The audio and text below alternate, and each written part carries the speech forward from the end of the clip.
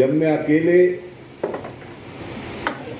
मुसलमानों की बैठक में बोलता हूं तो मैं उनसे पूरे तरीके से कर्तव्यों का निर्वाह करने की बात करता हूं, लेकिन आज मौका मिला है देश के जाने माने बुद्धिजीवियों के सामने अपनी बात रखने का, तो मैं मुसलमानों से कम और मंच पर बैठे हुए हमारे जो देश के प्रसिद्ध बुद्धिजीवीगण हैं उनसे मुखातिब ज्यादा होगा।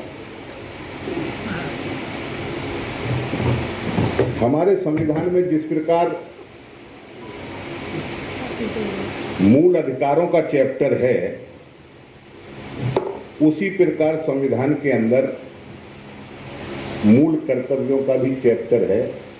धारा 51 का जो संविधान का अनुच्छेद है उसमें मूल कर्तव्य हैं, 11 हैं, वो 1 2 3 करके ABCD करके 11 तक जाते हैं। उनमें से 5 मुझे बहुत अहम लगते हैं, मैं उनको आपके सामने रखूंगा।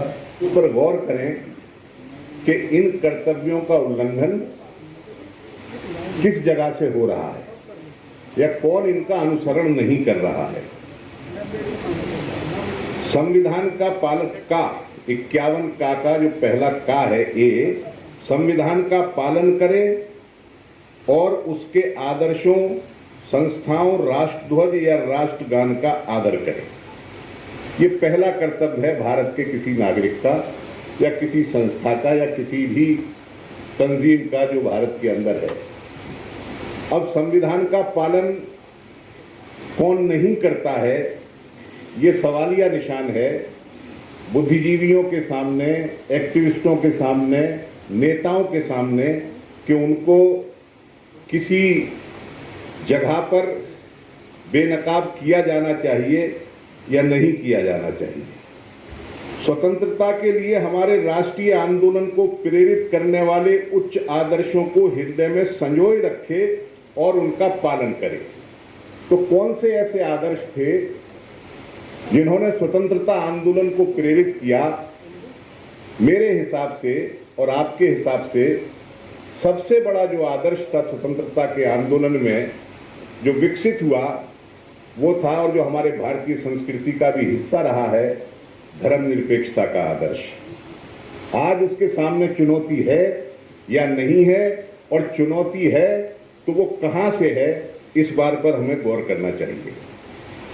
भारत की प्रभुता, एकता, अखंडता की रक्षा करे और उसे अक्षुण्ण रखे। एकता जब हम भारत की कहते हैं या देश की कहते हैं तो सिर्फ सीमाओं की एकता तक महदूद रहने का उसका मकसद नहीं होता है। एकता का मतलब होता है कि हमारे आपस के अंदर जो एकता है, जो भाईचारा है, जो सौहार्द है, वो राष्ट्रीय एकता का एक अभिन्न हिस्सा है, उसका चैप्टर है। हमारा कोई भी कृत्य भले ही वो देश की सीमा को प्रभावित करे या ना करे राष्ट्रीय एकता के नाम पर, लेकिन अगर हमारे आपस की एकता को भी खंडित करता है तो वो उसका उल्लंघन होता है। इस बात पर भी हमें गौर करना है कि ये जो एकता को चुनौती है ये किस स्थान से आ रही है और इसे कौन पेश कर रहा है। भारत के सभी लोगों में समरसता और सम्मान, भ्रातृत्व की भावना का निर्माण करे और धर्म, भाषा, प्रदेश, वर्ग पर आधारित सभी भेदभाव से परे हो, ऐसी प्रथाओं का त्याग करे और स्त्रियों का सम्मान करे। ये भी एक कर्तव्य है। अब कौन भाषा के नाम पर, जाति के नाम पर, धर्म के नाम पर भेदभाव कर रहा है, कहां से हो रहा है, इस पर भी गौर करने की जरूरत है। और आखिरी बात जो 5वीं में कहना चाहता हूं, वो ये वैज्ञानिक दृष्टिकोण मानवतावाद और ज्ञान अर्जन तथा सुधार की भावना का विकास करे। वैज्ञानिक दृष्टिकोण अपनाने की बात संविधान करता है, उसे मूल कर्तव्य में रखता है, लेकिन यहां हम लोग रोज देखते हैं, आजकल एक वीडियो वायरल हो रहा है, गोबर खाओ और गौमूत्र पियो। हालांकि मेरे द्वारा ये बात कहने में थोड़ी सी अटपटी लग सकती है किसी को, तो ये परिस्थितियां हैं। मेरा कहना यह है कि जो मूल कर्तव्यों का चैप्टर है संविधान के अंदर, हमारे देश को चलाने वाले लोग भी उसके ऊपर सही तरीके से अमल नहीं कर रहे हैं, तो फिर किसी और से करने की उम्मीद करना उसका कोई मतलब नहीं रहता है। लिहाजा मेरा इस देश के बुद्धिजीवियों से, इस देश के विद्वानों से, इस देश के पत्रकारों से यही कहना है कि पूरी ईमानदारी के साथ उन शक्तियों को जो अपने कर्तव्यों के निर्वहन में सही नहीं रूप से काम कर रही हैं और खरी नहीं उतर रही हैं, उनके खिलाफ एक आवाज देश के अंदर बुलंद होनी चाहिए। मुसलमान तो या माइनॉरिटी कम्युनिटीज के लोग वो तो हर वक्त देश की बेहतरी के लिए जो भी आंदोलन होते हैं, जो भी आवाज उठती है, उसके साथ रहते ही हैं।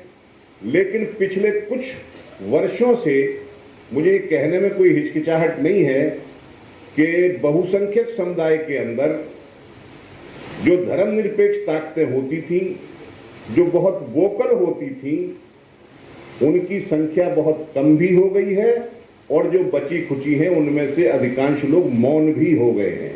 कुछ आशुतोष जैसे लोग या रतनलाल जी जैसे लोग या कोहली साहब जैसे लोग, मित्तल साहब जैसे लोग, गिने चुने लोग बचे हैं। लेकिन मैं 20 साल पहले का जब नज़ारा देखता हूं, जब कभी सांप्रदायिकता के सवाल पर कोई बात होती थी, तो बड़ी संख्या में अल्पसंख्यकों से ज्यादा बहुसंख्यक लोग ह्यूमन चेन बनाकर, नारे लगाकर, भाषण करके सांप्रदायिकता के खिलाफ खड़े होते थे। लेकिन आज वो बहुत हद तक उसमें कमी आई है। इस बात पर भी सोचना और विचारना चाहिए बुद्धिजीवियों को कि ऐसी स्थिति क्यों बन गई है। मीडिया के बारे में मुझे कुछ नहीं कहना। संविधान के अंदर 4 स्तंभ नहीं बताए गए हैं हमारे समाज के, वह 3 ही बताए गए, न्यायपालिका, विधायिका और कार्यपालिका। ये चौथा तो लोहिया जी जैसे विद्वानों ने जबरदस्ती घुसाया इसमें कि भाई इन्हें भी लाओ, इन्हें चौथा बनाओ। हालांकि सिपाही पर भी अच्छा खासा बैलेंस रहता है, उसमें कोई परेशानी होती नहीं है। लेकिन साहब जरा सिमेट्रिकल बनाने के लिए थोड़ा अच्छा लगे, उसे 4 पे बनाना चाहिए। तो कुछ हमारे विद्वानों ने देश के उसमें ये चौथा खंबा जो है जबरदस्ती घुसा दिया। अब जो काम जबरदस्ती किया जाता है तो वो कुछ दिनों तो अच्छा लगता है, फिर बाद में जो है उससे परेशानी पैदा होने लगती है, जो जबरदस्ती किया हुआ काम है। तो उस स्थिति में हम लोग आज पहुंच गए हैं। लेकिन फिर भी बहरहाल मीडिया का एक अहम रोल है और मीडिया से वही मीडिया नहीं होता है जो पूंजीपतियों के चैनल चलते हैं या अखबार चलते हैं वही मीडिया हो। मीडिया वो भी है जो हमारे शम्स भाई कहलाते हैं और ऐसे सैकड़ों हजारों लोग आज जो है अपनी सेवाएं समाज को दे रहे हैं और समाज को बेहतर करने के लिए कर रहे हैं। लेकिन हमारे उत्तर प्रदेश के अंदर बीजेपी वालों ने एक बहुत बढ़िया काम कर दिया। इन्हें जो ये सोशल मीडिया चलाते हैं इन्फ्लुएंसर की संज्ञा दे दी और उसका सीधा सीधा काम ये है इन्फ्लुएंसर का कि अगर आप समाज में